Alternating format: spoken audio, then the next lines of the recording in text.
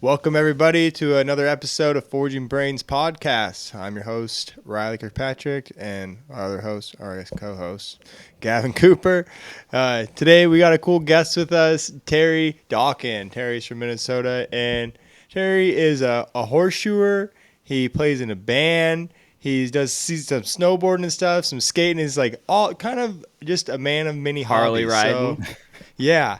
Like it is, so you always got like cool stories or cool pictures of what you're doing. So we're excited to get you on, Terry. Thanks for Well, joining us. thanks for having me. It was quite a surprise when you asked me to be on there. So glad to be I'm here. looking forward to it just because it's going to be something a little different from everybody else we've talked to as far as like being diehard, like top competitors or whatever. And you've kind of Right. like dabbled in a little bit of everything. Yeah, Yeah. for sure. No, it's sweet. So what got you down the path, first of all, Terry, of shoeing horses? So, all right, this is like I have like a long history of wearing many hats. So I was a Perfect. buyer for an investment company that was numismatics and bullion, gold and silver, and things like that. And and the reason I got that job is because out of high school, I decided signed up for college, decided not to go because I wanted to see where the band I was playing in, how far that would go. And so I got a job in the shipping department and ended up really learning the business and ended up being a buyer for the company. And so I was unexpectedly laid off when gold and silver tanked around 89. And I did that from 83 to 89 and played in bands and stuff.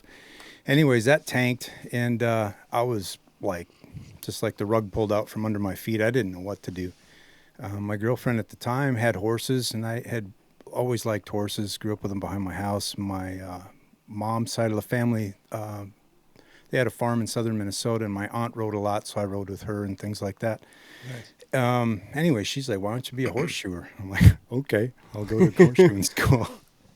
Honestly, I'd never even seen a horse trimmed, and get dropped off at horseshoeing school, Oklahoma, and it was like baptism by fire. So, Yeah. Well, anyways, what happened with that band? So like, were you just like, was that your main thing that I'm guessing growing up in high school and everything was playing in bands? yeah, I mean, I did a lot of sports, and I mean, I'm a skateboarder. I still will roll around.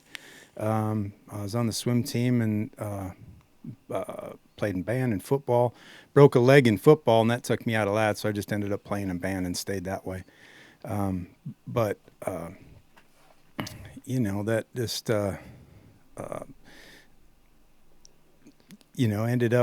ended up that way. So So, what's the primary instrument that you play? I play bass. I play a few things. I play bass well. The rest of it, I just plink around on or do whatever. But I sing and Just play dabble. bass. Yeah. Nice. About how old were you when you set off for horseshoeing school then? It was, I believe it was 91. So I'd have to do some fast math, but it's a little over 30 years, I suppose. Yeah. So probably I was around 26, I think. So it was kind of, I was kind of thinking I had a career and, ended up, doing that. And I shouldn't have. I mean, it's like back then without social media, and it's like the isolation of farriers was large and common. Like you would just be isolated, do your own thing. Maybe you ride with somebody. I did ride with somebody, and that was the path I went down. So anything I learned from him. A lot of cold stuff. I probably shoot cold for 10 years. My forge was, for Okay. warming my hands and doing boreum in the winter, and I didn't, I made shoes in school, but I Yeah. didn't. Then 10 years of cold banging. So honestly, I still think I'm breaking bad habits from back then on a regular basis. It's just like, odd things creep in and you're like, get out. Were But you in a pretty horse rich area where it was like easy to start up a business? I would say at that time, yeah, it was, it was right around the metro area of Minneapolis and St. Paul. And I've pretty much been around there on the south side, one way or the other, for all those years. So, I mean, there was definitely horses around, a lot of farriers and a lot of horses. And I wouldn't say it was, like hard that way. I think it was hard in the fact of just getting going and figuring things out and trying to, establish yourself.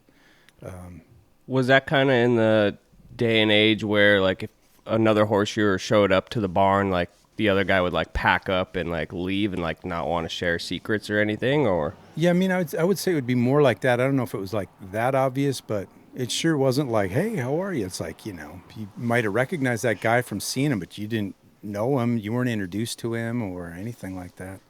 So I still see it today. It's or some guys that are the ones that aren't at clinics or, have competed or put themselves out there or anything. It's like, wherever they stop learning, that's where they stop learning, and they're still just doing the same thing.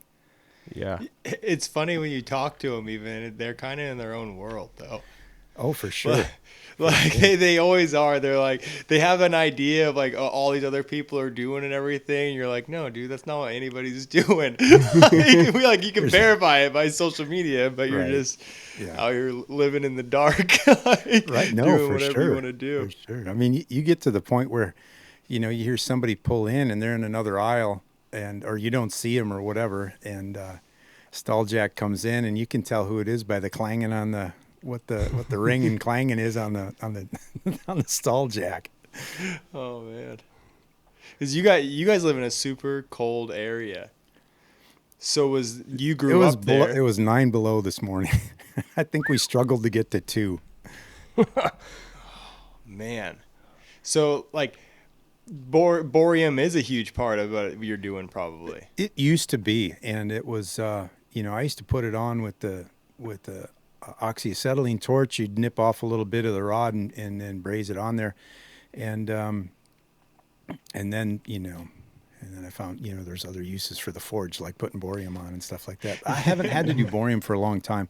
I think it still probably has a place, but most of the winter horses have drive-in winter studs or pins, and so it's pretty simple. I like the pins in concave because you can use that inner edge and not have to punch a hole. Like if you're using like a stud, you'll have to use a punch to make a collar for the stud. Yeah. But the pins, just an extra step. You just drill a little hole with the pins. How big a hole are they? Yep, it's one of those numbered bits. I don't know the exact size, but I think it's actually the center part of a P13 stud. It's just a carbide pin basically, but they started making them with a pointed top, and I think standard road pins are kind of a dome top, and they're not, I've used those kind before. before. They're as grippy on concrete. I've seen them slide pretty quick on those, so I've been grabbing the ones that have a little bit of a point to them. So over the years there, kind of in that Minneapolis area, has like the discipline of horses changed over the years? Like, if I'm guessing it's probably been like housing has been brought in and it's just like more populated there. Has it become more of like from a rural standpoint to more of like a show type horse over the years then? That'd be good statistically to know what's changed that way. And I think in my business would be a skewed, I could say that it's shifted this way or the other. And I think that's just where my business has shifted to more than anything. I do know that when I drive around areas that are very populated and, housing and apartments and everything, I remember when there was farms there and I was going there. That's always weird running through those areas. Every once in a while, there'll still be a farm left in the middle somewhere as long as they can hold out. But yeah, I think that's the case for most areas anywhere now. Hopefully you can hold on as long as you can. I don't think I have a good pulse of what's, overall in the state or even in an area for what's changed or not for, if it's showing or trail riding. I still think there's probably plenty of everything. It seems there's a lot of everything here. But do you think like so you say maybe your business had changed on the type of horses? Do you think that kind of like went along with as you grew as a farrier and learned more and like kind of got out a little bit? Yeah, I think you stick with what you like and what doesn't hurt you. It's like you stay away from. Oh yeah, that's right. I've ended up under horses like this before. So it's shifted. I mean, I'll probably work on about anything, but for the most part, I just have kind of drifted towards trail riders. I've got a couple of barrel horse people, And other than that, I mean, it's a lot of dressage and eventers and that, and just trail riders and stuff. But Yeah, when I talked to you on the phone the other day, you said you were getting ready to fly down to Florida to shoot some horses as well. yeah, I just got back yesterday from there. That's eventers and dressage horses down there. Oh, in cool. Ocala. Can't be too bad this time of year to go down there then. No, I timed it a little off. I mean, it was it wasn't too bad here, but it's going to be a little rough this week. So it'd have been nice if I'd have timed it a little different. But no, it's good getting down there. Yeah. But when you get, and honestly, when I first started going down, I thought it was really cool and everything, and I think it's neat going down. But I mean, honestly, once you grab a horse and you're looking at the ground and feet, it's no different than, it doesn't matter where you're at. How is it going down there though, as far as like scheduling with it? Because I've talked to some people where like my buddy Andrew Nielsen goes down there, but he goes to mostly like private barns. He seems like, so he's like, he's not having to schedule around with other horseshoers. Are you going to bigger barns where there's other farriers there a lot? No, it's to, like, kinda it's work with private. It's a small string that I do, and it's Perfect. enough to go down for. And I've thought about getting more work, but I don't, It seems like that private gig is kind of maybe the best way to do it, though. Yeah. Honestly, it was horses that would go down, started going down in the wintertime, and they'd come back, and then I just shoot horses differently than how they'd come back. So I'd fight with the feet for a number of months. I'd get them to where I like them in 6 months, and they'd go back down again. And, I finally was just like, you should just find somebody like that up here or whatever. And she just asked me to come down, and I was like, that'd be good too. We can do that. So. And was it hard to, because like are you charging her the same price as you are at home? The first year was messy. I didn't have any clue really what I was doing. And so I was trying to figure it out, like, I need this for expenses, or you got to pay this part. And then she'd have to figure it out with like her clients, or if it changed or whatever. So now all I do is I just charge. I find out the number of horses that'll be down there, and then I figure out my expenses, and then just kind of, so all of my regular prices, trim, half set, full set, just goes up to cover that for the amount of horses. So I'm not like making any more money, but I'm definitely not losing that money over the winter either. Yeah. Because usually those horses be gone and you're just taking the time off. Right, almost, right. So.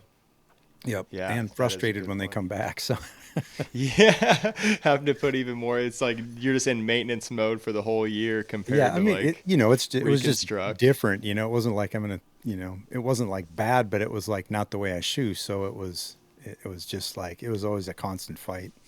Yeah. Now, from that, I've learned that there's some horses that I do down there that come back to Minnesota that I don't do in Minnesota. Another farrier does them, and we've never really talked about it. He's always left me plenty of foot, so I can just do what I do, and then I try and make sure that they go back with really wore out shoes with plenty of foot. So. Yeah, it's definitely nice when they come back with length on there to trim. Yeah. Yeah, the length is a big part. I mean, it's like I definitely think about it. Like I don't want to put a new set on that last set, but I mean, if it happens, it happens. But I know they're not going back on the horse, so. Oh yeah, Yeah. for sure. That's always the worst when like you get let go by a client or you let him go and you just put a brand new set on there. Yeah. You're like, oh, No, yeah. that guy's gonna throw him away, isn't he? Uh-huh. For sure, He's gonna tell him like how why toe clips are so bad while they chucks them in the scrap bucket. Right. Yeah, it's nice to send a new set on to somebody, so you think they're gonna like it, and I'm like, they're not gonna put them on. Exactly. Yeah.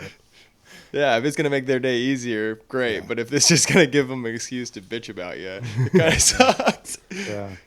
Was it a big difference for you for weather-wise? Like you're doing the same horses, but in two pretty different climates. I honestly like it when it's a little cool and not humid down there. So I had 3 sweatshirt days down there, well, not at a time, but 3 days of sweatshirts, and it was. I have to clarify that because back home here, it's like a how many shirt day, That's a legit thing. Not in like the summer how many shirt day. That's a different thing. But anyways, yeah. So it's as I'm getting older, I'm definitely a little slower. So if it's hot and humid, and I don't do well with that back here anyways. So yeah, it's like Oh, me either. I'm not digging that down there. And sometimes that's just like, good Lord, I didn't know I could sweat that much in, January anywhere. January. But if you notice like a difference in the feet, like per horse, like the same horse, like if he does his feet get any different when he's down there in the Florida, you see that guy saying it like, oh, well, here we have to do this type of shoeing. Well, here we have to do this Yeah. type pertaining think- their climate. I had always heard, now I haven't had a horse that stays there year round, but I would imagine with the humidity and whenever they must get a rainy season and things like that. I'm sure that's a whole different foot.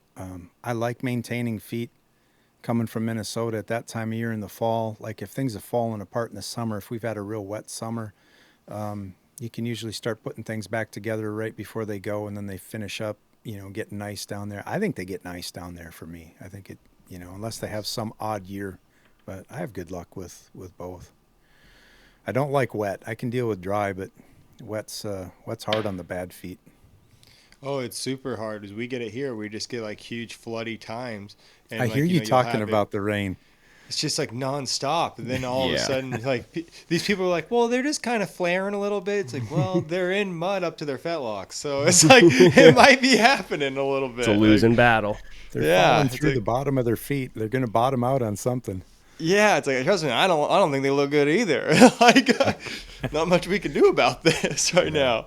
I think, a lot of times when the feet come back like that and they look, washed out or really like overgrown, a lot of the times you see when these shoes are like just fit way out and there's just tons of shoe there and like it's not exactly fit. And that's when you start seeing all these problems, these issues come arise when they just simply didn't fit the foot. Yeah, that's true. I mean, it's like I think I'll be learning how to fit feet till I'm dead or can't do this anymore. But it is amazing some of the stuff you see and what horses will tolerate or not tolerate. I just picked up some horses up here in Minnesota that were switching. They were having some problems. I mean, it was super setback toes, like way far back, but like 2 inches of steel hanging out the back, and they no quarters. So it's like it's going to take a little bit, but they'll come around. Yeah. And some feet like that, it seems like they can take it. Right. Some can just weird, and some like those. Seems the feet that can't take it, and like you probably have seen way more of this than me, are those ones with kind of like that pointier shape naturally, and they have a really sharp bridge or fold of the foot. Yeah. And so like once it starts getting weak and collapsing, it's just like gone. Yeah. I've got a foot that when I started on it, it was wider, widest part across, wider than it was long toe to heel or toe to, the back, whatever. And, over time, it got to be a really nice foot. You could tell it was there, but if we get a wet stretch and it reverts back to that, it's funny. The foot's always there. I'll get it back. You don't panic or anything, but it's funny how that, it's like, I've got it. And it's like, oh, where did that go? It'll just take a wet stretch. Will do it. But, yeah, and there's some that are just, it's amazing what they can tolerate. I mean, you think about that, like I think about that years ago where I thought I was doing good work, and, who knows what heinous things I was doing, and they tolerated it. Yeah. What type of things do you do for that horse to try to keep his foot back together, or when it does fall apart? And that one's Like- just trimmed. It's got really nice big feet, like probably like a size 3, and it's just been barefoot, and it's done really, really well. And all it is those heels. It's got good heels. They won't collapse, but they will push forward, and they'll migrate forward. And I think that's all it is. That migrates forward, and the sides pop out, and you get Yeah. some flare. And I mean, they're easy to bring back, but you think you have it under control. Like, how could this foot go wrong? And it just naturally, it must, it's just kind of there. It does that. And so do you just bring the heels on back and take the flare away? Yep. And I don't get too aggressive with it. I just, I just gather it up from the bottom. I haven't been, I think, working with Craig probably was the biggest influence on me in the last, oh boy, I don't know how many years that was. Maybe, well, it'd probably be 8 years ago or so, something like that. And where it really sank in. And I don't peg many feet. There's some that I will that have just some bizarre flares that, you can do some top work. But for the most part, it's pretty much on the bottom and gathering them up and being patient. That was the biggest thing I learned was, don't do too much and just be patient and it'll come around.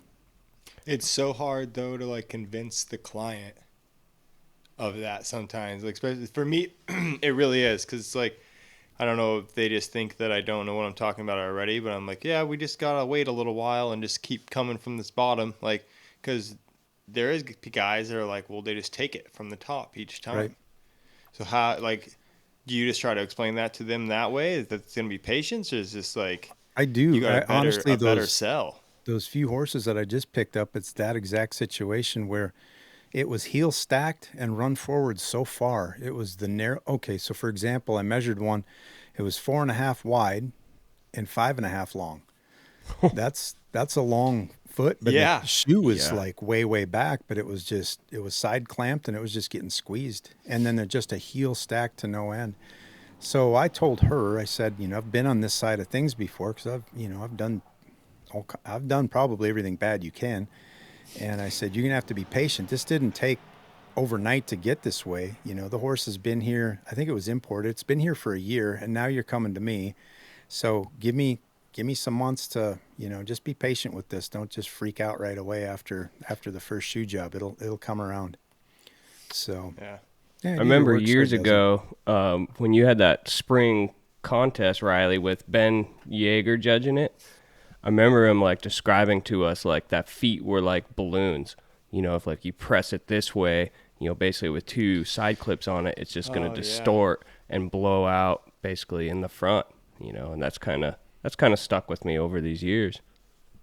Yeah, but that's crazy to get one that's 5 1/4 long by 4.5. Like that's a pretty narrow by long foot there, right? Like, I mean, it got to the point where I was trying to short the length to make it not so extreme. Like measuring it, I wanted it to be like closer to 4, and I'm like, no, it's a rectangle. they're so hard at the anvil when you're like, there's no way, it looks like that. I made so many trips, and it's like I would Yeah, shape the shoe, and I'm like, okay, this is a narrow U-bolt. I got to put some quarter in it, but it's still a U-bolt.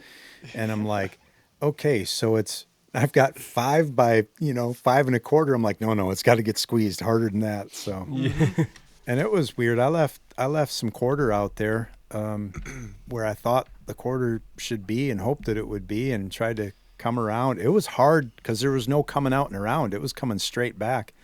Yeah, But I figure if I keep shaping that, it's not gonna get there. So we'll see what happens when I come back next. But somebody told me this a long time ago, and I don't know how much. Some of this is definitely true, but like a styrofoam coffee cup, if you just squeeze the sides, it's going somewhere. And I think that's exactly what happened to that foot.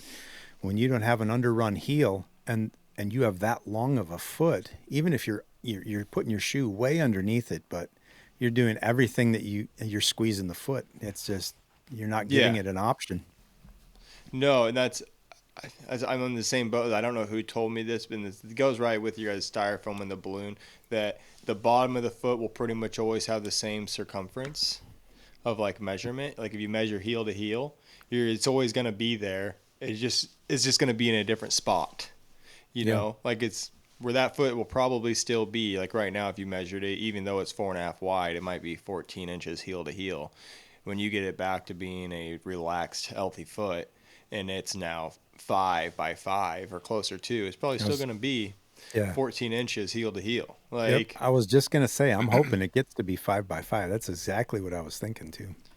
It's so funny how many feet are about 5 by 5. When you go to measuring them, you're like, another 5 by 5. Just like, it is weirdly, I've just noticed this is that, and I think it's just because like that we're doing the team thing and I'm on the 1 foot. The right hind foot is usually smaller. I don't know. I think that's just kind of a coincidental thing that we've come Dude, across. I've been measuring horses ever since that practice. Really? Hmm. I'm just throwing it out there. Sometimes I'll have to start looking into that. Because I keep a lot of measurements. Like, do you think that the left to the right, like heel to heel, will be smaller on the right too, a little bit, 1/4 inch something? It's usually a touch narrower. Yeah, it's usually a But touch do you think the narrower. overall circumference will be similar? Yeah. Okay. No, they're smaller. They're Smaller. smaller. Yep. I'll have to look because I mean I make all mine, so I keep all their sizes in there so that I kind of have a clue what I'm. Do you measure? Do you measure every foot? Yeah.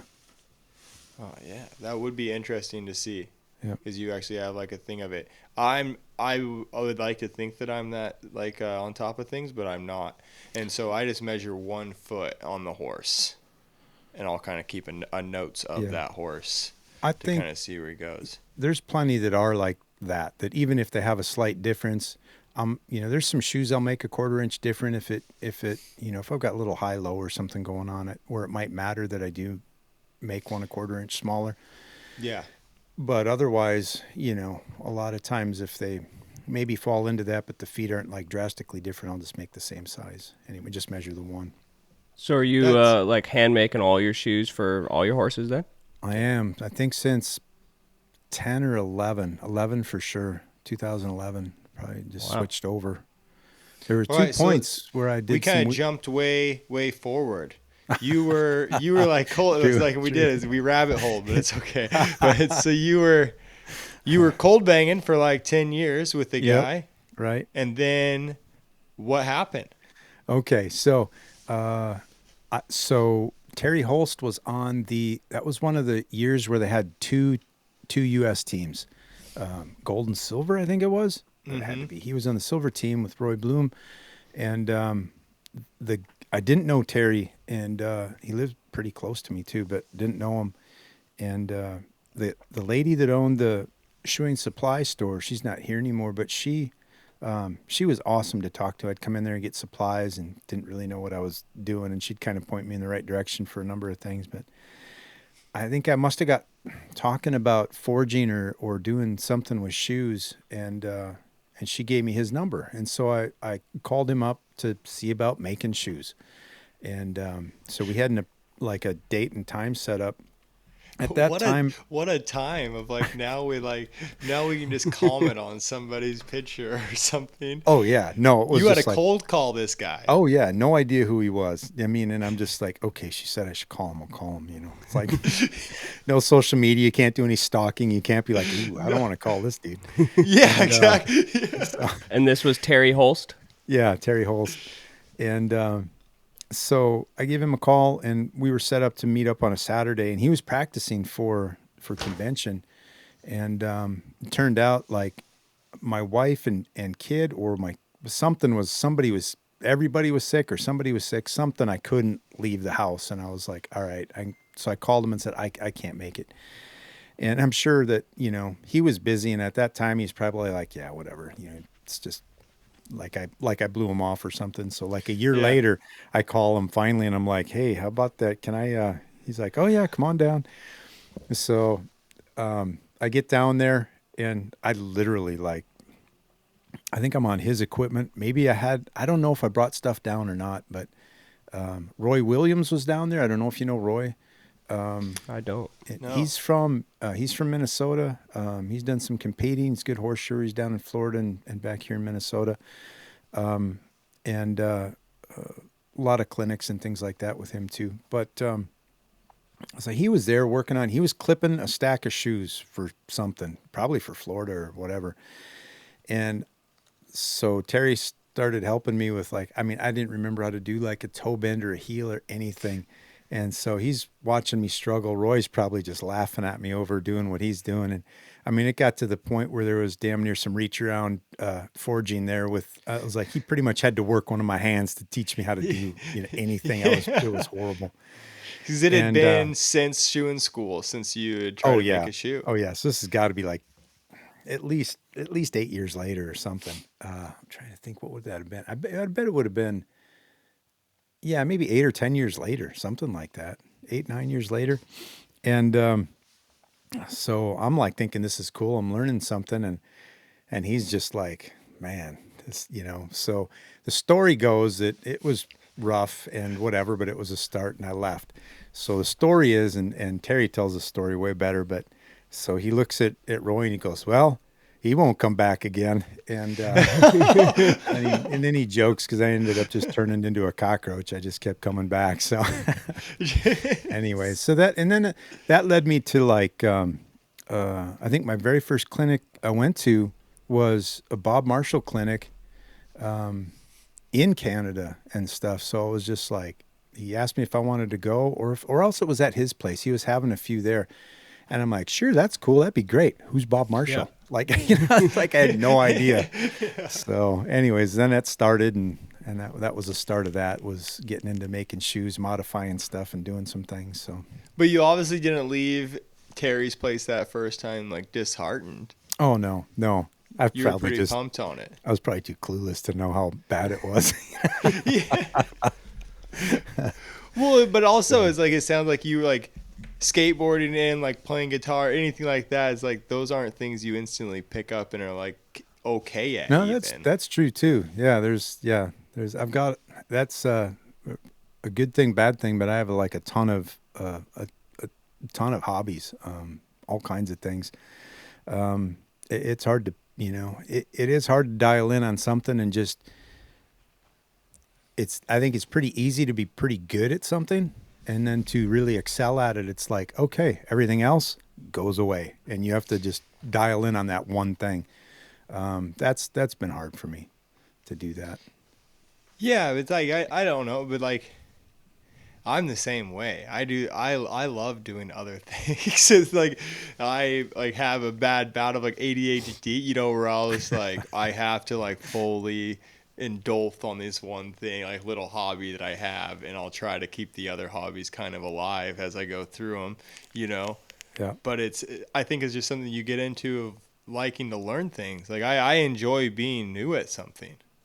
There'll be moments kind of like that where I'm doing like, I mean, even recently it'll be like, okay, I've got like, I just started with a new group or something. I've got like 100 songs to learn. And so you're up till 2 a.m, learning songs. This is great. This is awesome. And you're like, oh shit, I forgot about the shoes I got to make for tomorrow.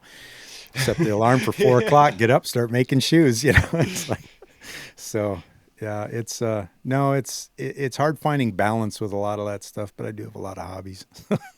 How do you think you manage that balance, Poorly. between... I think I manage it very poorly. I just don't. You let them manage you.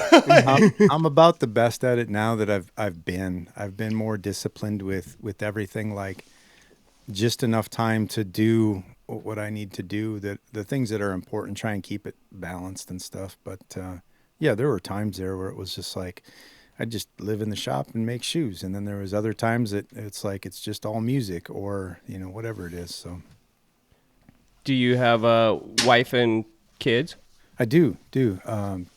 I've got a daughter, Sierra, and a son, Jackson, and they're in they're 24 and 26, and so they're doing their thing. But they're, So with them kind when I of was growing up competing and being stuff, adults, yeah, that for sure. kind of now So- give you a little bit more time to, not have to basically babysit. That all the has time, been right? that has been a lot different with not as many responsibilities with younger kids and their activities and all the other family things to do, and trying to balance that. That was hard doing. I mean, even just having a full-time business, because you just grow and push, try and get that business to get wherever you want it to get to. It never seems like it's, like, oh, I'm there. You just keep, if you've been building for years, you just keep building. Mm-hmm. It was that easy to do in that area where you're at. Like you said that things transferred. So, but it's like, so did you notice that you started picking up these better clients in nicer places? Did that go with your skills building up? Did you see that at kind of the same point? And was that where the kind of hunger was, where you're like, well, I'm just going to keep on taking on as many of these clients as I can. Yeah. That results to being a good farrier.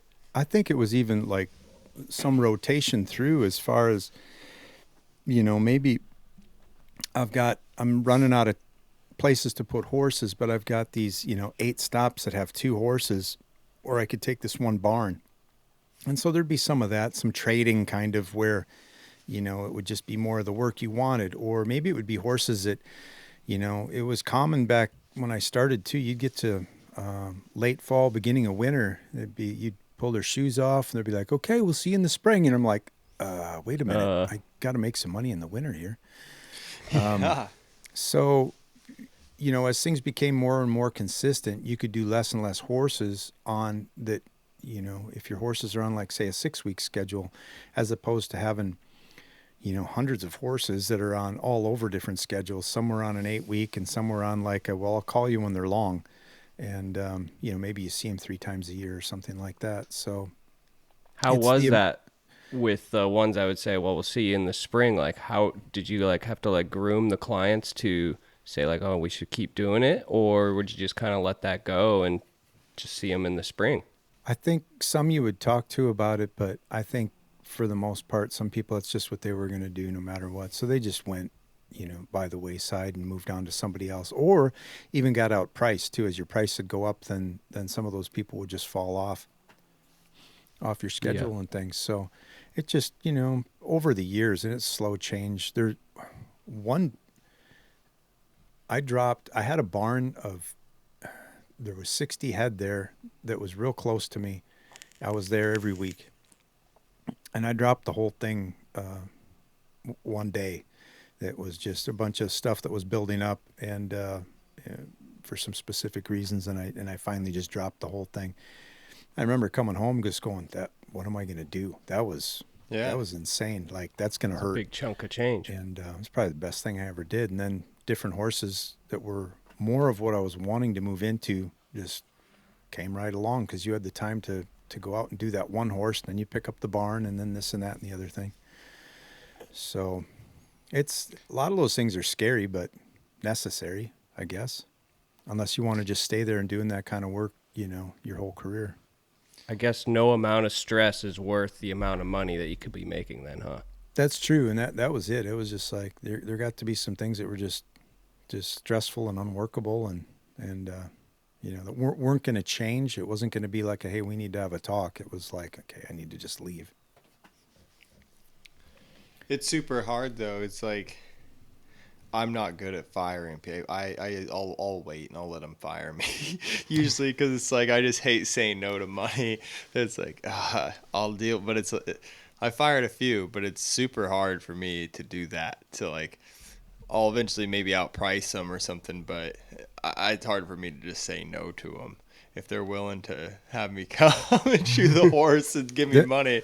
Don't you think that pricing yourself accordingly as that goes along, that sorts out a lot of things anyways? On its That's own. what I was thinking when you said that. When you kind of priced up and it got rid of those people that wanted to wait till spring. It's like, that's when I noticed a lot of my people that were like the 3 to 4 time trims a year. Yeah, they went away when your price went up, because that's the reason they were only getting them trimmed a few times a year anyways, because that's just all they could afford. Yep, I think so. I worked for a lot of, horse poor people that just had way too many horses that they should have, and they really cared for them, but in the same, they weren't getting the care that they needed either. So it was kind of like, it was always a rodeo getting under a lot of those. That's it. It's like they can. It's not even that they just can't afford to take care of them. They can't afford to do anything with them. Right. And can't say no. Like, however they end up with this one, that one, the other, but it gets to be a little much.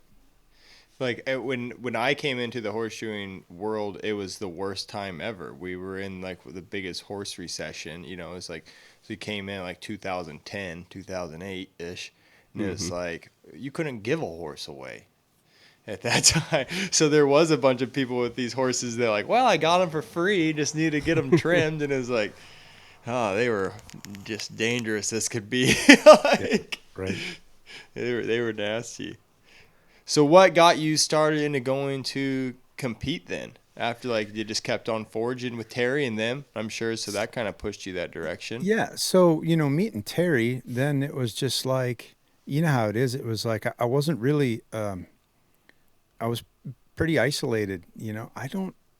I might have been going to some clinics, but they were going to be more of like a vet farrier conference where some good information and technical type anatomy stuff and things, and it was good. But like as far as like hands-on, and looking at, like I didn't even know how other people trim. No idea. I mean, I didn't see anybody better or worse than me trimming. So you just kind of do what you do, and you think and the clients tell you you're good. So, hey, you're great. Perfect. Mm-hmm. And you believe it. So I think through Terry, then it was getting to that first clinic, and then you'd meet all those guys, and then you'd start hanging around those guys or being at the same clinics, and then it just, that networking started. I think that like just that one person probably branched me out to, I mean, who knows? I mean, AFA certification, WCB, all the other farriers, all the clinics. That was kind of like the start of all that for me. So I think that one person had a huge effect on that, as far as, just opening those doors. I mean, they're easy to open, but if you don't even know they're there, you can't walk through them. Yeah, Right. exactly. So did you go to AFA through your certification before you started to compete? No, as a matter of fact, so I remember I was at the first WCB Winter Clinic as a just spectator, watched, and some of the guys had been to some forging clinics and stuff too. I remember working with Travis Coons on a side bone shoe at that point, and some things like that. There was some hands-on things and some great demos, and that was the coolest thing in the world. There, so I'd probably back up. I would say the first contest I went to was in '06, and Terry got me prepped for that, and that was in Durango, Four Corners, or no, is that no, it's not the Four Corners contest. It was Durango contest, whatever that one was. That was always in Durango. I don't think it's Four Corners. No, it's not. Yeah. But that one had been there, and that was the first year and Craig was there. He was judging it, and he was selling WCB memberships. They were like, Oh, really? I think like Matt Liebeck is either like 20 or 40 or something. And so he got his membership there. I can't remember. I used to remember some of this stuff, but, and I didn't get my membership there, but I did compete. That was in whatever Division I or whatever. And I think Raleigh was judging that one. And Okay. Craig was doing the rest.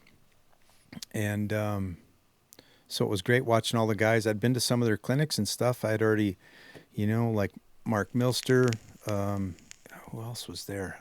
There was a ton of people there, and I'd already seen some clinics, and so I was kind of definitely into it. But that was my first contest in one Division I, and I thought that was pretty cool. That was pretty much like, okay, yeah, fire's been lit. Yeah, like So, the work that I've had to do here finally paid off a little bit. So yeah, you kind of like, it's a little bit of a confirmation. yeah.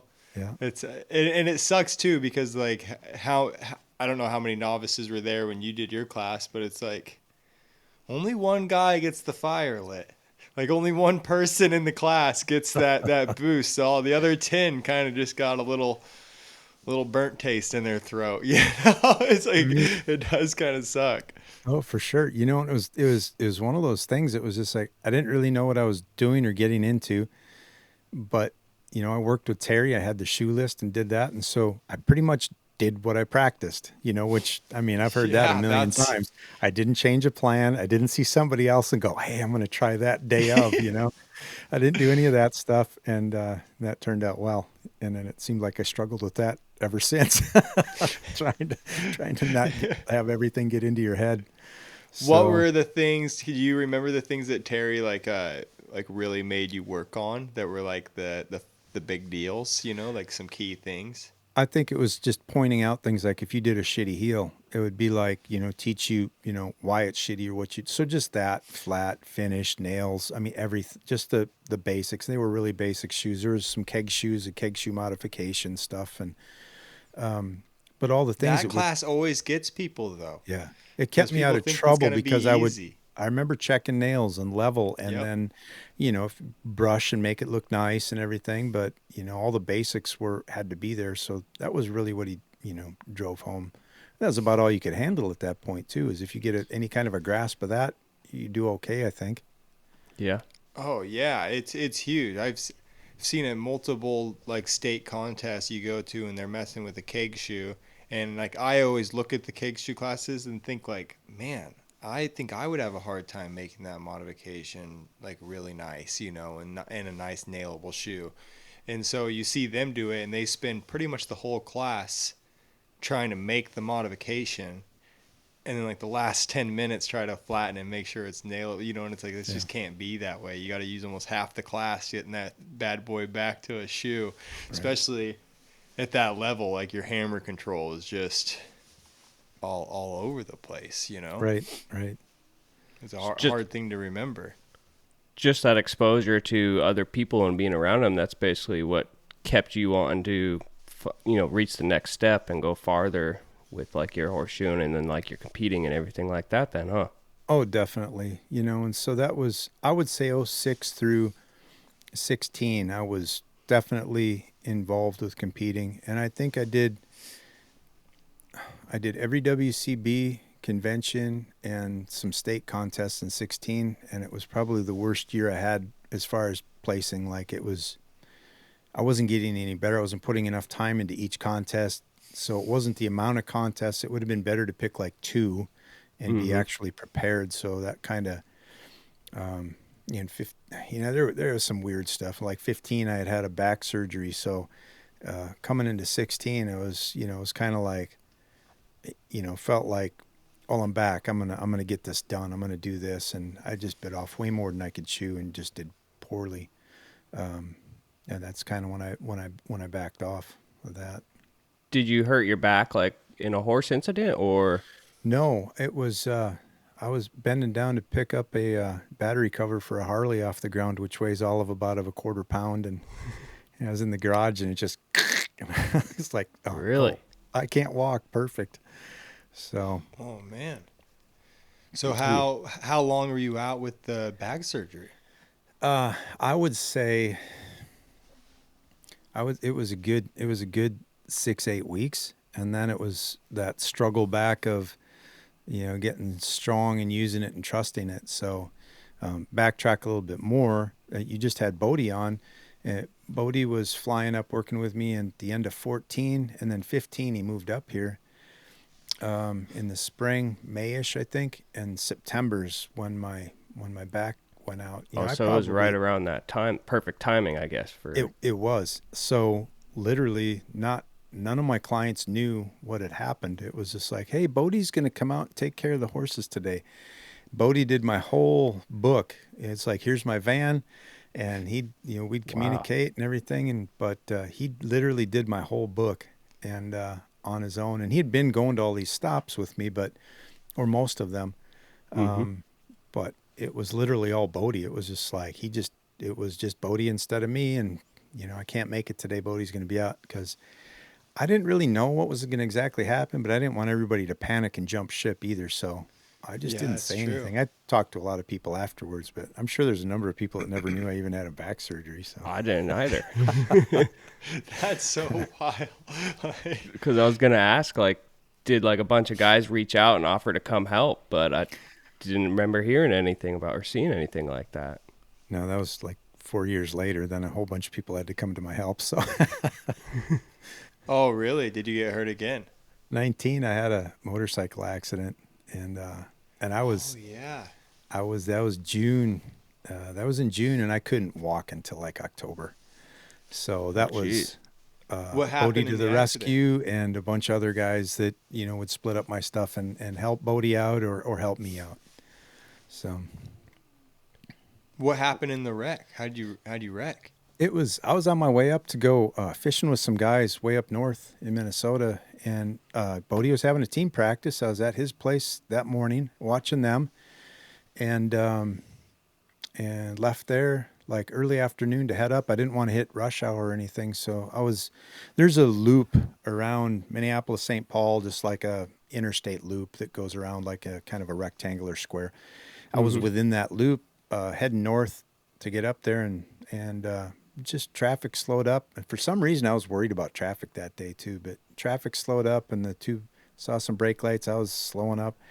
2 vehicles in front of me, I heard the tires squeal on them. They locked up. So I ended up braking as hard as I could. Mine locked up, and then I started swinging the 180 back and forth, left to right, Hopping. and just started kind of drifting towards the ditch. And then that's about all I remember. I just got launched. Jeez. And yeah, so. Oh man. Yeah, that's What- unfortunate. What ended up happening in like damage wise to you? So it was a fair bit. It was I had like 3 skull fractures. My ribs on the right side were broken, and then I had a compound fracture in my right tibia and fibia, and then the knee plateau was in pieces. So Jeez. Skull was a good fracture one. sounds scary. it was a bad one. I wasn't sure. I mean, I shouldn't be here. I didn't think I'd be walking and let alone shoeing horses or skiing or anything. I'm like, yeah, so. Man, yeah, that is like a big, not even just physical setback, but a mental setback of being able to like want to put pressure on all that again. Oh yeah, I stayed pretty positive. Like I was just kept rolling through the, just like looking at the light at the end of the tunnel. Like, I just kept thinking. I didn't let anything really get me down, but I know in the back of my mind, I was like, I don't know if I'm going to be like, walking, shoeing. What am I going to be able to do? So. How That's long did scary. it take you before you were like feeling good again? So it's a weird thing because I was back like as soon as I could start walking again. I even remember before that I would go out to visit Bodie and guys and stuff working on my horses, and I remember putting the crutches against the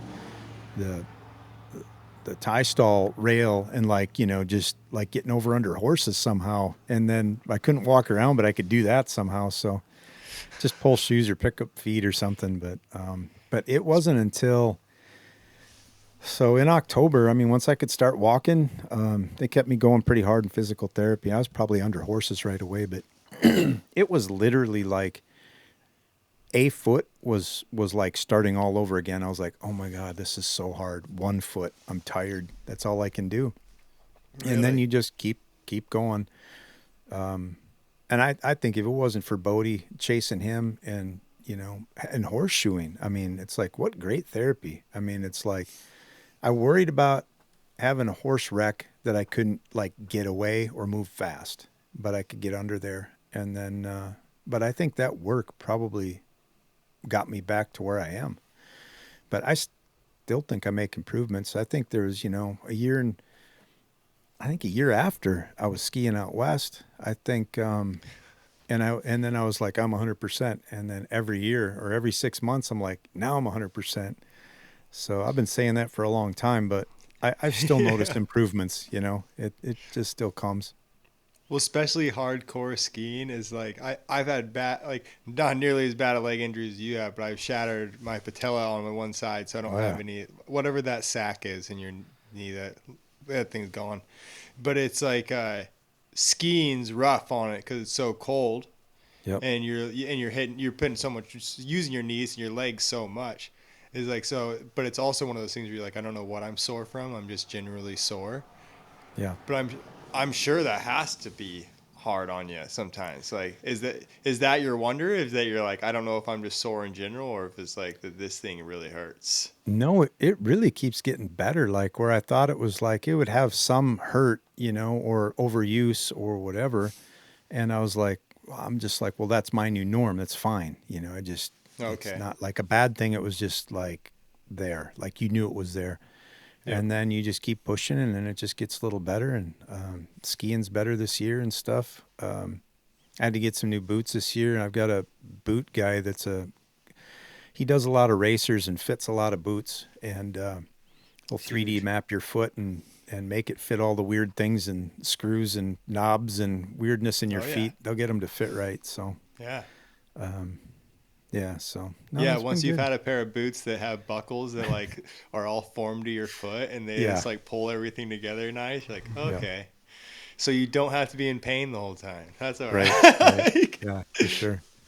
So, What no, guy did you grow up skiing and everything a bunch? I did. I don't remember learning how to ski, and I've skied out west at a young age and stuff. So when we're out there, it's it's through the gates, backcountry skiing and inbounds and stuff too, nice. but usually in the trees and wherever we can get into as most trouble as we can. Yeah. How far out west do you go? I've skied about everywhere in Colorado, Utah. Let's see where else. I've been a lot of places out west. I haven't skied anywhere in California. Have you been Oregon or Washington? Have not. Okay. Have not. Been wanted to get up to what is that on west coast in Canada? Whistler. Yeah, that's been every time we've tried to plan that, something happens and we don't make it. Yeah, that is definitely like bucket list in my life, is to go there during snow and summer and on a bike. Like I want to go to both. It's like Whistler is just like one of those badass places. Yeah, for Gavin sure. and I both are snowboarders. I was right on. I was a ski and snowboard instructor for like 8 years. Very cool. It was a weird time. I started snowboarding that's some years ago, and then had a bad wipeout, and I'm like, okay, I'm good. I'm over the snowboarding thing. Go back to skiing. I'm good at that. Yeah, I certainly don't do it very much anymore either. It's just you only get to go do it once or twice a year, and then like the soreness afterwards just not worth it to me at the moment. I've got a buddy that pushes me hard. Like, I gotta, like, he just did a trip, and he was like 14 days of skiing out west from here, and he's nonstop. So I went with him the first trip out west, and he babysat me pretty good, but he didn't cut me a lot of slack. So I skied everything, and my biggest fear was like if I literally fell in something deep that I couldn't actually physically get up out of it. I could ski it, but I was worried about like that kind of thing. Yeah, tree wells are real. Oh yeah, tree wells. they are a myth. Yeah. No. When we were in middle school, our parents would drop us off on this bus, and they'd send us to Mount Bachelor, and it was it's this huge mountain in the middle of Oregon. And we would go twice a weekend, me and my buddy. And when you get off the bus, the old lady would always tell you, "Watch out for tree wells." And I always thought that she was just pulling our leg on those things. And until my buddy got stuck in one upside down. It was oh man, these are real things. You can really die there. Yeah, for sure. Yeah, it's a surprise. That's what I worry about the most. And I like wonder like. It keeps me from going snowboarding a lot right now, is that I'm worried about getting hurt and not be able to work. Yeah, right. Do you find that holding you back much, or do you working? I did. That was a hard mental battle. Was like I didn't feel like I could get away from a horse. So I think Bodie took a lot of the nasty stuff and just did it. Yeah. And we didn't really talk about it. I just think he did. I just noticed that I wouldn't have to get under, this horse and that horse. And, physically, I mean, you'd have a couple of things here and there. You'd be getting your confidence back, and then a horse would do something stupid, and you're like, I don't have the confidence to do this. And, I could get hurt doing this again. So that took a little bit. I mean, honestly, I bet that was a good couple of years. I feel I'll get under anything now. I mean, that, I would have gotten under then. Well, it sounds like Bodie was a big help to you in this situation. Then he also said that you were a big help to him when he was looking to make that move and that change in his life. What was that like for you, having Bodie come work for you at that time when he initially made the move from New Mexico? In 2014, Craig came over after a Madison, WCB Madison, drove back with me, rode with a few guys and myself. And, we got talking about a few things, but I think that's when he realized that I was just overrun with horses and had a lot of work. And, whether it was good work or not or whatever, but it was a lot. I was running hard. So, that was good because I was able to, get caught up on things. And it was 15, I ran into problems, it was like with the back situation. And that took quite a while before, I remember a horse lost a shoe and I was back under horses and Bodie was gone. And I'm like, I'll go out. It's no problem. I can get this done. I know I can put a shoe on. I get there and I was like, how do I get the anvil out of the van onto the anvil stand? I don't even think I can lift the anvil yet. Am I supposed to? So I did. I got it. I mean, it was just those kind of things. You just like, I didn't think about it till I got there. I was like, great. Now what do I do? Yeah. And, got it on, but that, that slowed me down. And, Bodie was like an enormous help so that nothing changed. I mean, other than he picked up like a ton of like extra work, not on his own. He was picking up stuff on his own too, but I mean, he had to pick up all of my slack that I couldn't, anything that all my shortcomings at that point, he picked up everything. So, while I Did you notice a gained that difference? back. Did you notice a difference in the feed at all when you came back? Of like, because it didn't sound like he'd been working with you for a long time by the time when it happened. Right. So I'm sure he had a little bit of his own just style, just way of shoeing, It maybe.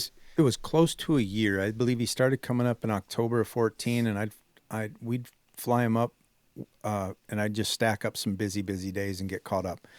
So we'd do, even at that time, we would do quite a bit of horses together.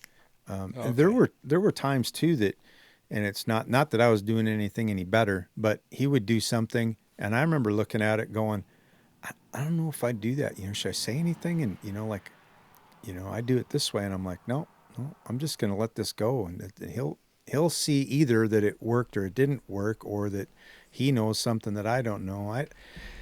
It was pretty rare that I had to say, this is how I do it, and I expect you to do it this way, because it was never like that kind of a relationship. It was always more of, to me, I always treated it like a just two horseshoer partnership kind of deal, and just working out those things. So, anything that it was cool, because if there was watching him get better, I mean, I think he came to the table good anyways, but watching him get better shoeing horses and doing contests and doing everything else, because he was really, he was done with college, and at that point he was just, strictly horseshoeing. Yeah. So it was Yes. great watching that. And then so I would watch his feet, and I'd be like, oh, that's better. So you'd start seeing things that you couldn't see before. And I think the whole thing's gone that way. I think I constantly am looking at his feet and learning something that way. And I'll ask him, like, what's up with this? The outside's super high, and it's like I can't see it. And so I think there's a lot of that with shoeing, any learning and forging and all that stuff. It's just that you're not able to see it. Somebody can tell you something, and you just are not able to see it yet or understand that. I mean, you understand what they're saying, but there's been plenty of times that, 5 years down the road, all of a sudden you're like, oh, that's what that means. That I makes get sense. it now. So, no, I can't say they were different. I think we were on the same page too with how we were doing things, That's cool. that way. I wouldn't say that we were, alike that way. There was just, we weren't arguing or anything about how we're the fundamentals of what we're trying to accomplish there. So it's not necessarily like your average apprenticeship where Oh, you know, no. he's coming Yeah. straight out of school and you guys just got along right from the get go then. Yeah. I had so many apprentices in the past, and I hadn't had any for a while, and I was just not willing to go down that path. And I had a ton. And so my clients were used to that too. So I constantly was like, no, he's not an apprentice. And it's just like, he's going to do this horse. I'm doing this horse. And that's, What What do you think makes a good apprentice? oh man, that's a tough question. That's, and I'm actually at a point where I probably could have some help that way. I don't, I think somebody that has, for me personally, it'd be somebody that has interested in certification to some degree, understanding, forging tools or making some tools, or not opposed to it at least, or learning some of that, but for sure shoemaking. What shoemaking has taught me about trimming, and trimming has taught me about shoemaking. I mean, they just keep going back and forth. You'll pick up something on one and it'll affect the other immediately. So I mean, they have to be going down that path, or for me, or it's useless. I don't see any point in it. I don't, go ride with somebody else. Yeah. Is that one of the Not main that I'm reasons you're better still than like, anything. It's just that No. the relationship will be messed up from get go. Well, it sounds like you're wanting them to get something out of it as much as you're getting out of it. So Oh, it's like absolutely. if they're not there for that type of thing, then it's just probably not going to work out. Yeah, I mean, whatever I can teach somebody, I'm more than happy to do that. And I don't know if Yeah. I'm a good teacher or not, but I think those things have to be similar because if I'm in the shop, they might as well be. And if they're not going to be Mm-hmm. at that part of it, then how are they going to understand, why I'm trimming the way I do or how I'm fitting the way I fit if you're not, if you're, trying to slam shoes back and get that to fit, the foot Yeah. around the shoe, it's just we're going to be on two different pages. So Yeah. you're only going to be pulling and finishing for me and maybe some trimming, and that's all that'll be. I don't So know. what's some of your main reasons why you're still hand making shoes then? Now it's just like, honestly, I mean, I honestly struggle a bit with keg shoes now. It's just like, it's like, I'm just so used to that. I don't, I've thought about that. I'm like, and how long, can I keep doing that for how long? And it's just like, I've been doing it a long time now. So I think I'd rather do less horses and keep hand making shoes if it comes to Yeah. that. But, it's nice when a lot of your shoes come out and they lay on the foot, pretty well instead of just like, well, this it covers the foot and, I just kick this heel in and that heel in and we're good to go. And it's, you're cheating the quarters or coming off the toe or whatever. And horses will tolerate that. I did that for years. What do you think the biggest thing to gain by hand making shoes for the horses versus like a keg shoe approach? I think it's got to be fit. And I think that fit too, I think I continually having to keep understand that, and that changes, I wouldn't say it changes how I trim, but it changes my perspective of actually how I see the foot as, I try and trim the foot for what it actually is, and then I try and fit that. And I think it comes down to fit, like not, trying to keep whatever that foot is, keep it as tidy as it can be and healthy as possible and fit that. I think you're spot on with that because it's like And I think it's, you were saying that with like the keg shoe of like it comes out like somebody said it once is compromise with a keg shoe you're always kind of compromising something or like you're like well I'm just not fitting this heel like I wish I could or fitting this toe like I wish I could where you get a hand makey shoe you kind of once you do fit those feet nice when you're like not really compromising anything you're like well that's right that's what's right for the horse. yeah, I mean, I think it's trying to do the best job that you can, and that's been in me with everything. And it's like I think I'll be, that fit battle for me will go on forever. It's just I hope it just keeps. Think it will for I hope it everybody. just improves, or you have a better understanding, or whatever it is, or it gets easier. There's times where it's like, hey, this is rolling pretty good, and then they'll start teaching you some more lessons that Yeah, you weren't something seeing new stuff comes you were around the doing corner. before. Yeah. So, but the other thing too is that about hand making shoes is I get a lot of resets out of them. Yeah. So if you Mm-hmm. don't fit that foot right, it's going to teach you that next time. So maybe you have to reshape it or whatever. But it's nice when you can fit it the same and it keeps fitting. But then it's like you learn about clips and nail holes. If you got a weak clip, it's like, hey, there's all the shoe still here, but it's done because I made a weak clip. So bye Yep. bye. Yep. And nail holes are all wallered out. So, I can kind of close them up a little bit, but I got to retire the shoe early because so then you start learning to do those jobs better because they'll last longer. Longevity. They'll work better. No, I think that's a really good point. That is a super good point on that. So And if after your shape's your bad, wreck, or the shoe's just too screwed up, it's like you knock it around till you get it better, but then eventually, you make a better shoe and you're like, oh, yeah. that's where I went wrong with that one. Well, and like too, you were saying that if you keep track with each one of your horses, and you just get to the point where you know them, that the next time you're going to make that shoe for that horse, like it sounds like that's how you do your books. So you have shoes pre-made for these horses, so when you get there, they're ready to crack on.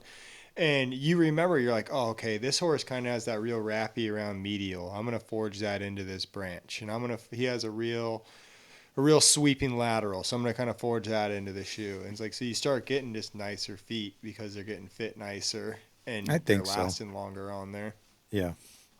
Yeah. And I it's think like that even is a just big part simple of it. things like, it's a round foot, it's a narrow foot, it's the same things like you were saying, that it has characteristics that I might not I think I used to overdo some of that, thinking that I'm putting it in ahead of time, but then now you're forcing it, like now you've made it that tight and it fits, but it's, maybe I should have that a little more open or whatever, but I will put those characteristics in and try and do that for certain ones. And then some are just, basic shapes for certain sizes. Mm-hmm. Oh yeah. What do you see on the horizon for you, like as far as like going to like horseshoeing competitions or clinics, or what's ahead of you Or for the you next working year or on so? band stuff a bunch? Yeah. So, the last 2 years have been a little too crazy. I was playing in 3 groups, and as I was getting back, each of those, couple of years too, especially that year after that accident, I've been able to do more work a little bit faster, a little more endurance and that type of thing, stamina. And, but that was too much music. So I dropped one of those groups, and I do try and get to clinics that I can get to. I love the winter clinic. I think that's WCB winter clinics. I think that's like the one thing for me, I can't miss. mega. I think that's a great thing. Yeah. And competitions, it's like I've done a little bit. I've gotten lucky to like just show up at like the Minnesota contest 2 years, and I had no intention of competing, and like twice I've ended up on a 2-man team with somebody's partner isn't going to be able to be there, so no practice, just jump in. But it's been all right. It's been fun. I keep saying I'm not done, but I wasn't like super strong competitor. I'm very competitive, and I was a poor competitor but it's taught me so much, making shoes that are outside of your, wheelhouse. It's like it teaches you all kinds of good things. So it's so beneficial. I mean, even if you're not good at it, it's so beneficial to making shoes and shoeing horses, and just the relationships and the learning. It's amazing. Yeah. So It sounds like those things just kind of keep you hungry and keep you going as far as like just in your everyday business. they do. You know? I'd like, wouldn't have really any huge expectations if I jump back in, but I feel like I could, and I'd like to see if I can have some time and I think if I do, it'll be practicing for a competition instead of like just, I clearly just don't have the ability and the time to just be nonstop competing as much as I'd like to. I think if I was younger, I mean, might have been a little different too, but it's taught me so much. It's like it's one of the most valuable things, and the people that I've met, it's just been an amazing networking from, since I hooked up with Terry Holst, and every clinic, AFA stuff, WCB stuff, it's all great. Local stuff. I agree. Oh yeah, So- I tell people all the time that it's like one of the best parts about the whole entire deal. Just the going and meeting camaraderie. people. Yeah, Yeah, you definitely. You get naughty, like you get to hear about so many people, how they shoe their horses, how they live their life, how they have different things going, and it's like just gives you this perspective, and it gives you a different little outlook. And it's great seeing somebody explain something or do something. Sometimes you're just watching and you're like, oh, I never thought of that before. And Yep. Don't do it before your go, but remember it and then do it at home. Yeah. That's what always That's gets happened to me so many I'll times. try I'm it. like, oh, that's how they do that. I'm going to do that. And then you do it and you're like, I missed something because it didn't turn out right. Yeah, exactly. Like, why did I do this? Absolutely. It's like you'd think you'd learn the first time now. I'm a slow learner. No. Oh, yeah. That one's gotten me a lot. So Well, it makes so switching- much sense when you're watching it. What could possibly go wrong, That's the worst part. You're like, man, I'm dumb. Why was I doing it the way I was doing it? I'm going to do this. I'm gonna do this. So- When did you both start competing? Man, it was pretty quick out of horseshoeing school. I think my very first competition, I was still in horseshoeing school. Okay. Same. There was a competition at the school, and Todd Walker was the judge, and I entered that one. Yeah. I burnt up a shoe in each class. It What year great. was that? That was 2010. Okay. Yep. That's when I went to Heartland. Gavin? Mine would have been 2011. at the Walla Walla Community College. Okay. And I did the novice or beginner, and Jake Engler was actually the judge there. Awesome. And that's right at that time too that it seemed like, WCB was taking off, and Yep. And social media stuff, and there was starting to just more things were available. Watching people that started about that time, and all the way up to present, watching people start, how fast they could take off. It's like being in Division I in WCB for like years, and watching people just like Andrew Nielsen, and there's so many Yeah. people I remember in my same division, and they just go, Tom Peterson, and they just catch on, and it just like, it was amazing. And then watching other new young guys jump in, and it's like, and they're moving right on up. It's awesome. Oh yeah, like the little phenomenon that is Troy Woods Yeah. right now. Yeah. He is in his 3rd year of shoeing horses total, Right? Yeah. and he's on the team.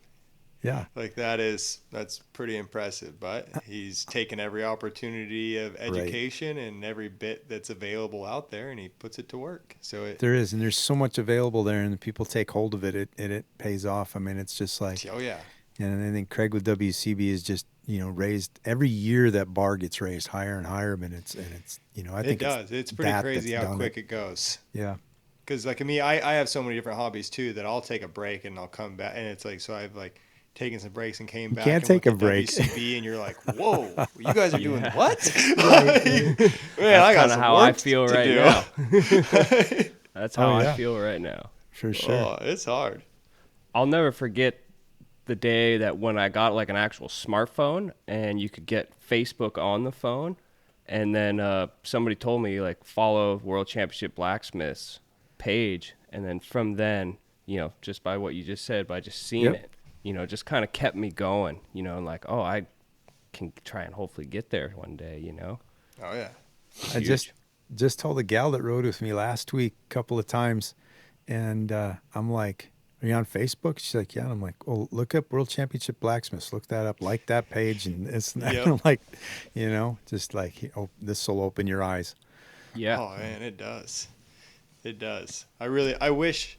I know they're busy and they're always doing things, but I do wish guys like Money and Tom P and Bodie and stuff would post more everyday pictures. Yeah. Yeah. So then people could be like, oh, okay, like this is where we should maybe be shooting, like this is a good bar. Like it's a good world, but it's always like anything. Some of the squeaky wheels aren't the good ones on there. Right. It's great though, seeing everything on there, whether it's like, somebody new or somebody that's been around posting something, but just seeing that work that's out there. And it's like, sometimes you get a distorted view. It's like, I've learned that like, Yep. oh, I'm going to post this as a badass shoe on a horse. And then you look at it the next day and you're like, yeah, not so much. Yeah. Yeah. There's nothing I've special. done that Just, many a time. it's a horse that I shot. It's no big deal. So Yeah.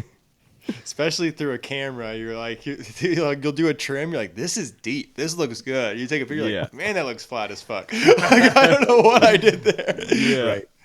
Well, This does not look I've good. taken some pictures that like, there's things that distort that are not there. That's like, no, it's not like that. It's really not that bad of an angle. It's like, it was pretty good when I got done with it. Oh yeah, it is. Like, especially you could take a foot that looks pretty short-toed in real life. You can take a picture of him in the front, and you're like, whoa, he looks Yeah. like a walker.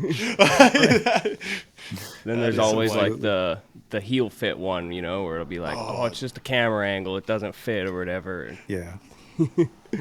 Yeah. Those are my favorites. So, Terry, let's switch gears a little bit and Sure. talk about music. I was told to ask you about your 80s music career in the 80s or whatever. Oh man. It does go back a bit. So, I probably started playing bass seriously in like 77, 78. And got into, so I would have graduated high school in 83, was playing a lot of gigs. There'd be bars that we were playing at that I'd have to go there during the day and we get set up. I wasn't even of drinking age, and then we'd just get set up and I'd just stay in there because I was there.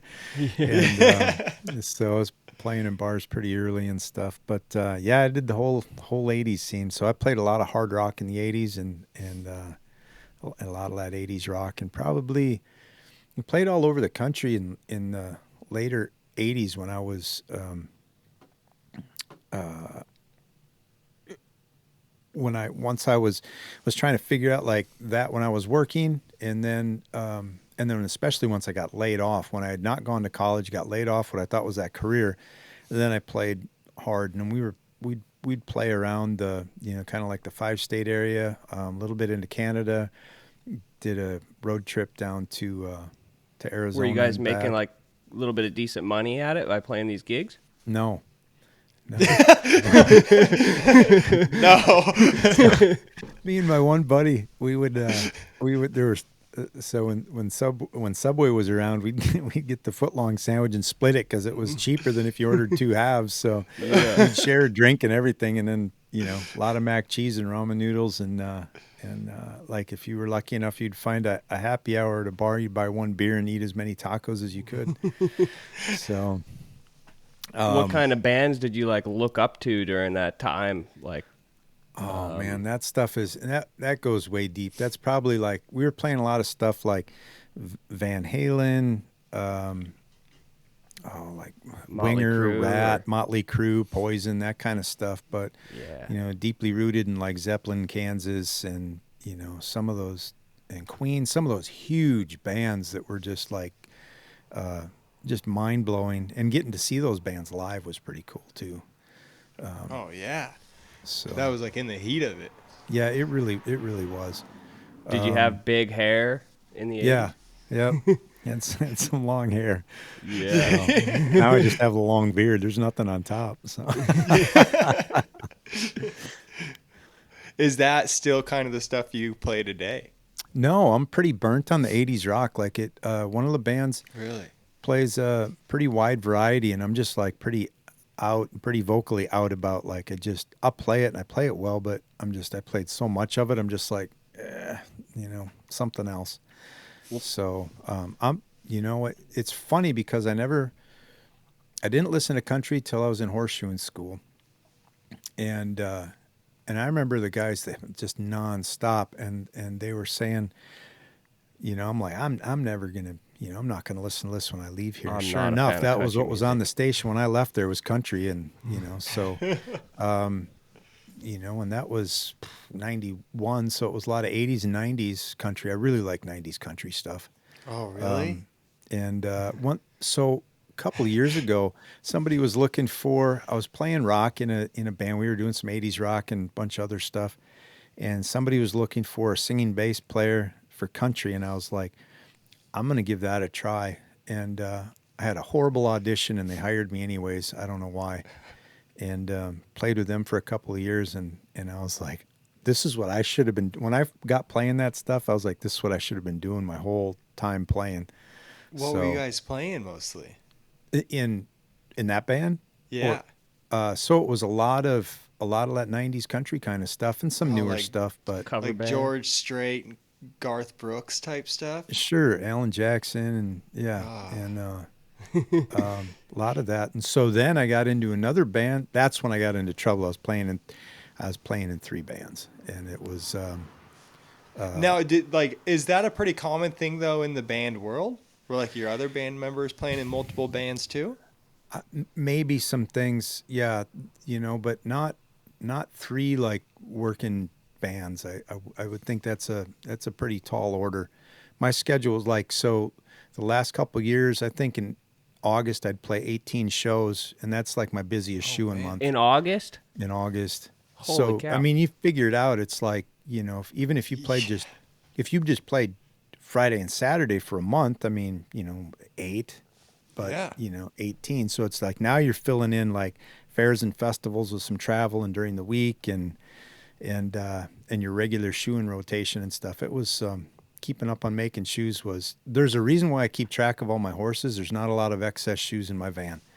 Bodie can attest to that. There's times I get burned on that too, where I'm like making something at the horse. Or asking Bodie if his truck's along. I'm like, hey, you got any 13s in your truck? Got a bum off of you. Yeah, I hate doing that. But so I pretty much like I'll keep track of like what horses should need shoes. There's a drawer of like spares and stuff, but like I know which ones are going to need new shoes coming around. Mm-hmm. So if they don't need new, I don't have them in the there. Unless they're there for another horse or some extras that I've made. But it's been tight. I got to do better on that. But anyways, That's exactly how I run mine, man. yeah. I got one drawer of shoes, and people are like, "You just don't shoe any horses?" Like, man, I'm not making any extra. They're getting made and going on. There's been times where I've rolled into places and I open up the van and I'm like, "There's one pair on the rack. Oh, and that 15-inch pair on the bottom. Ah, okay." Hoping for a lot of resets. So Yeah, exactly. You're like, we're going one more round. but it's all right if I got to make them with the horse. I don't mind. I do mind if Bodie's there because I don't like slowing down. But otherwise, I don't care. Yeah. So do you generally try to make those shoes like in the morning before work or after in the evening? Yeah, if I'm okay. So that was cool listening to Bodie's about. You're gonna have to remember where we left off on the music thing. I don't know. I'll have to go back to where that was, but so I was making mine at night, and then we had a summer that was so hot and humid. I was still not up to par, but I'd get home and be just wiped out. And I would just like, I've never been big on naps, but I'd be like, I got to go in the house and sit down, and I'd just like pass out. And so making shoes in the evening got really, really tough for me. And I'm like, screw it. I'd just get up at 3:30, 4 in the morning and make shoes and then leave. And I'm like, well, I know I'll go all day. I'm not going to fall asleep working on a horse, but Hopefully I'll make not. them in the morning. So That's rough though. So like, were you I'm doing used that to it. consistently? yeah, I still do that. So Really? not tomorrow. I'll probably be up at like 4 or 5 making shoes. So And what time do you usually go to bed at? it depends. See, that's bad. Like I do need to work on some music stuff tonight. So I'll probably go late and then get up early and pay the price at the end of the day, but that's all right. Man, so that's like, so with your music stuff, like you said you did 18 shows during that time. So are you still in 3 bands? No, I'm in 2, and the one plays some bigger shows in the summer and not that much bar gigs or things in the wintertime. So, and the other one is a friend of mine that we ended up in a 3-piece like right around COVID, probably. I remember the first gig I did with him, I showed up at the gig with, I was still using like crutches or a cane or something. I remember having a chair up there. Like I wasn't sure if I was going to make it through the gig standing. And so it was shortly after, I don't know. So it would have been towards the fall of 19 when that band started. It's a 3-piece. The guitar player is a friend of mine since kindergarten. And, so we've been friends for, like 3 years and, no, for a long time. So, that band plays, just whenever it's for fun and it's, so it's not a grueling pace or anything. So August is still a busy month because the one band plays a lot of outdoor shows and things like that in the summertime. Just piles up. Yeah. How many songs do you have to have like memorized like at this time? So, yeah, that's I've got a little help with an iPad Mini because it got to the point where I was each band seemed to have like an enormous amount of songs. 2 of them were like 150 songs. It's like, here, these are the songs we do. And so Whoa. it's a like, lot. okay, I can learn these, but like remembering stuff is, whatever. So I literally have like over 800 songs in my iPad. So if something doesn't get played or I've played it in the past, I can at least pull it up and have some charts that I can look at and Okay. remember how to play it. But so most of the time, like a general, like if you're playing like a bar gig, say like it's a 3-set, 4-hour, it'll be like a 4-hour thing with 2 breaks in the middle, but like 3 hours of music, it'll be like 45 songs for something like that. Wow. Jeez. And is it acceptable to bring out the iPad Mini during that, like the bar gig, or is it? Yeah, I just keep it on the like off to the side on the mic stand. It's like it's not it. You see it, you get some grief about it you'll hear like talk on some pages and stuff like have your stuff really? memorized, and I'm like, yeah, you're doing a 90-minute show with the same band all the time, and Yeah. or you've just played these songs for so many years that you can remember it. And there's some guys who are really good at remembering all that stuff too, but Yeah. So There's at one no time it way would I be could. like in playing in those three bands, it was over 300 songs.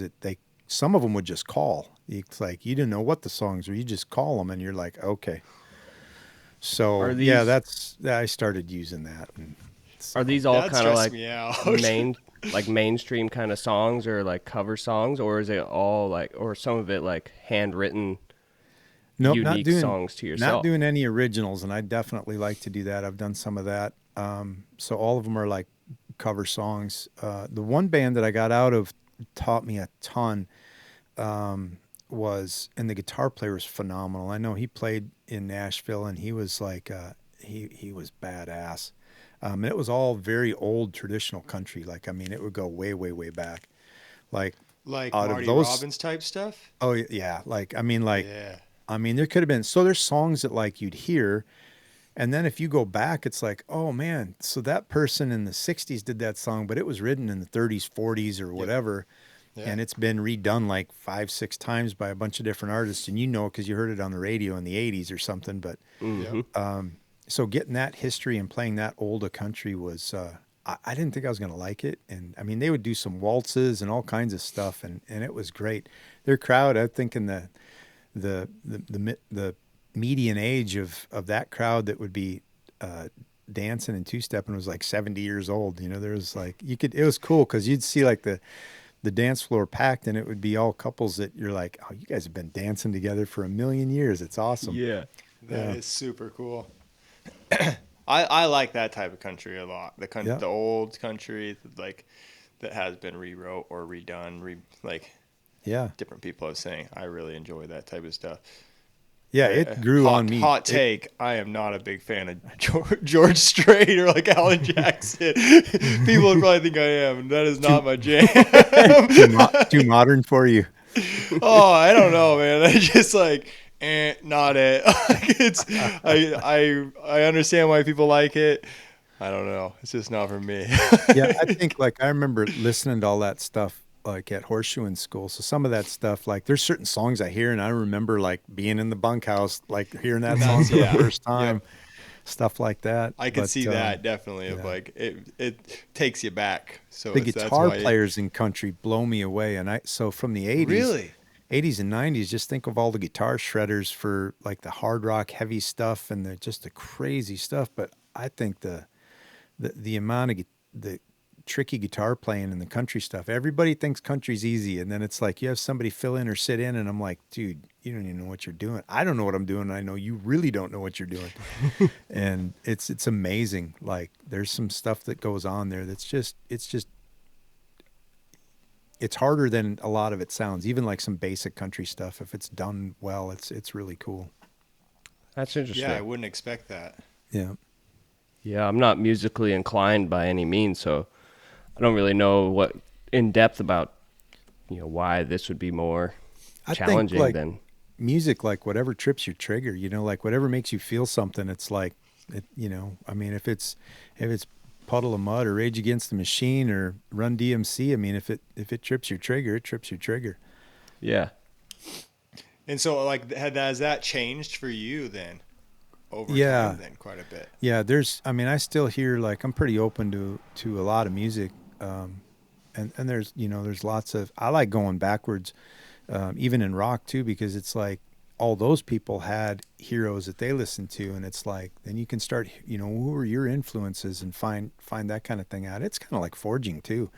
Yeah. It's like, you know, going back like Edward Martin and stuff like that. And it's like just another generation and that learns from them. And they have, they learned those things and were taught those things and carried on. And then somebody else does it a little different and better, but it was all came from, maybe not better, but it's that progression of everything, but it has to come with that solid foundation from somewhere. No, that is super interesting. It's something you don't think about music too much. At least I don't,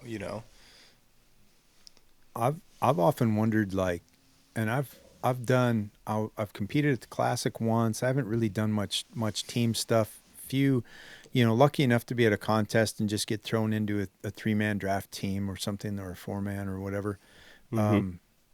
And some of that kind of stuff in the 2-man, I like doing that. But to be like on a team for a year and work together or something like that. I haven't been able to do that.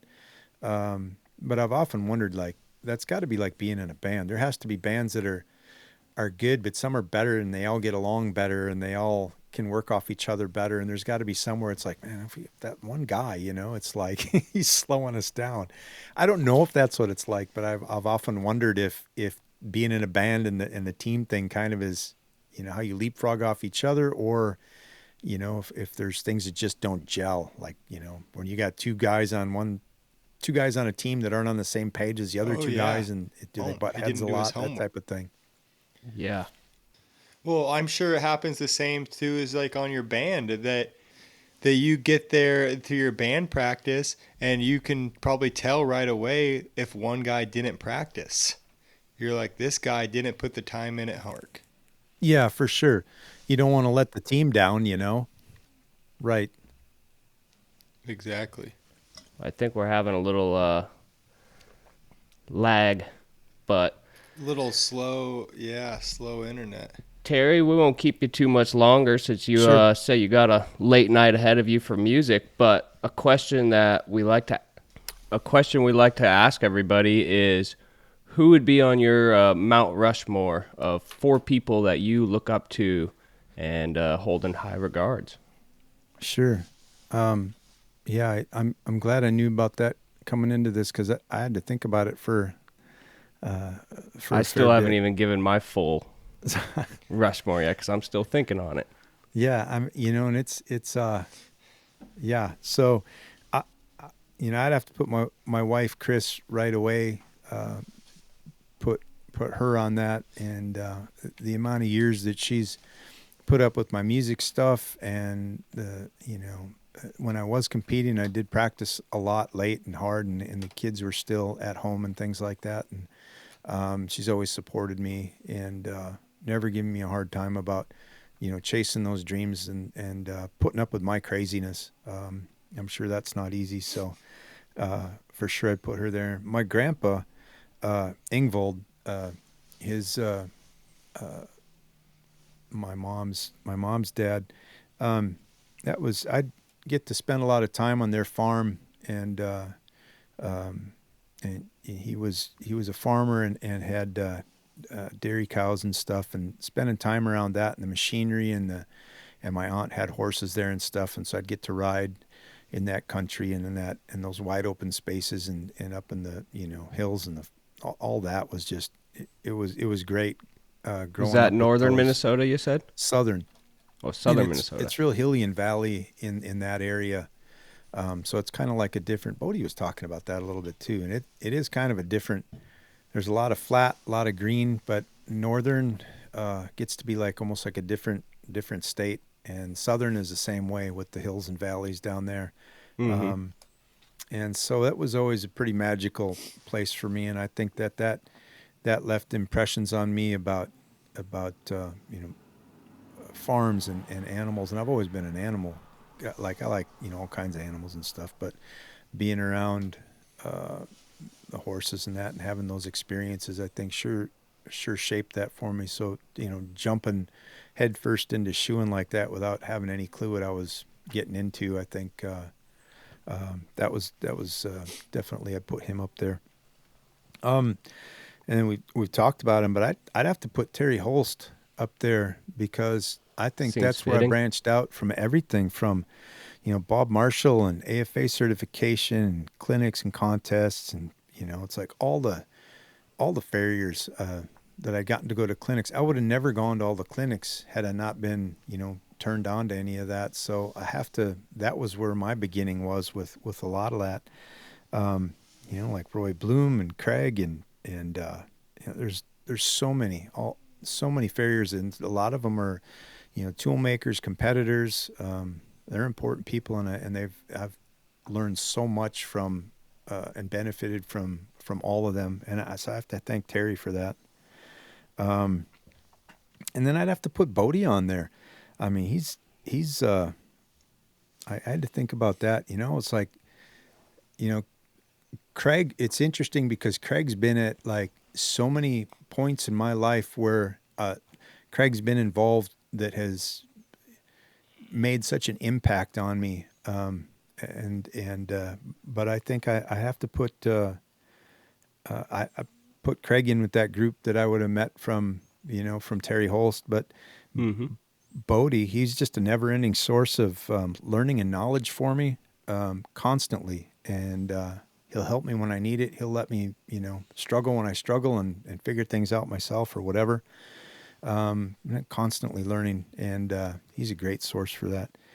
And he's honestly been a rock in all the craziness too, with all the things that have happened to me. Without him there, I kind of always wonder, like, would I have come back this good from any of those things? Would I have a business? Would my business have taken a big hit? So that would be my 4. Yeah, it certainly sounds. You guys both benefited from each other quite a bit, Oh yeah. which is really cool. I think what he's done for me is a debt I'll probably never be able to pay back. He's been an amazing person to have in my life. Yeah, I'm sure we all have a friend like that, that we feel that way towards, Yeah. that helped us out along the way.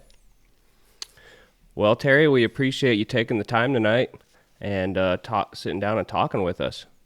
Sure. Thanks for having me on. It was great talking with you guys.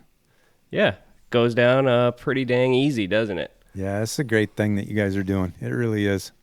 Yeah, it's been fun. It's been a lot of fun.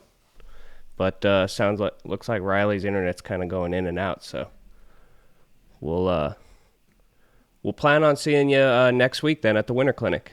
Look forward to seeing you guys. Perfect. Thank you, Terry. Thanks again.